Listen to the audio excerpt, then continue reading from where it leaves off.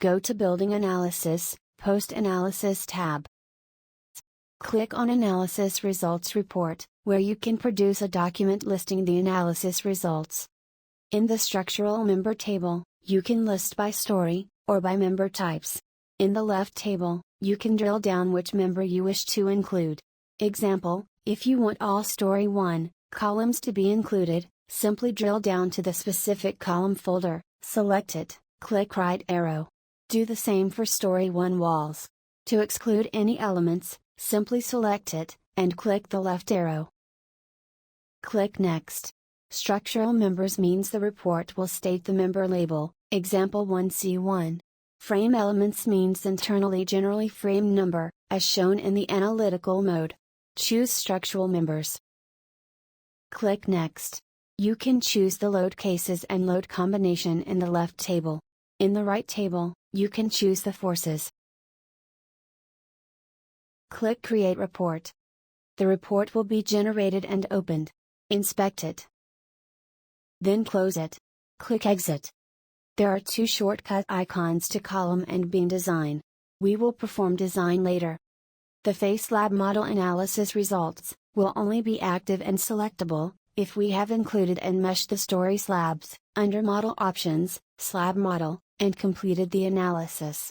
This allows you to examine the finite elements results of the slab in more detail. Example, the deflection, required steel area contours, which can be used in the reinforcement design of the slabs. Go to Model Export. After a successful analysis, you can export the model to eTabs or SAP 2000. Go to Reports tab. Pre-analysis checks shows the basic assumptions of the model such as story information, analysis parameters, load cases and combinations, materials used and calculation of the model inertia center, or center of rigidity. Post-analysis checks reports, contains the story drift check, member effective section stiffness factors, and all seismic analysis results, if performed.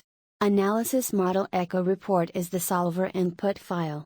It contains information such as joint data and coordinates, load and material data, etc. Story Displacement Report shows the displacement of each story based on the center of story diaphragm and notes not constrained by the diaphragm. Sway Classification Report shows the sway analysis of the structure, that is, if the structure is sway, or non-sway. For this training model, the building is classified as non-sway. Hence, if you go to the project parameters, lateral drift, the sway amplification factor is 1.0.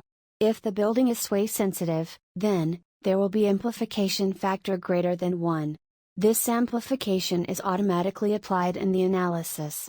Hence, the analysis forces shown in the analytical model, and the analysis forces report, already has this amplification applied. Beam Load Analysis Report shows the loadings on the beams. This includes slab loads, partition wall loads, and manual input loads. Slab load reports list down all the slab additional, or service loads as defined in the slab additional loads library. Wall Types Report lists down all the partition wall loads, as defined in the wall loads library, which are used in the model.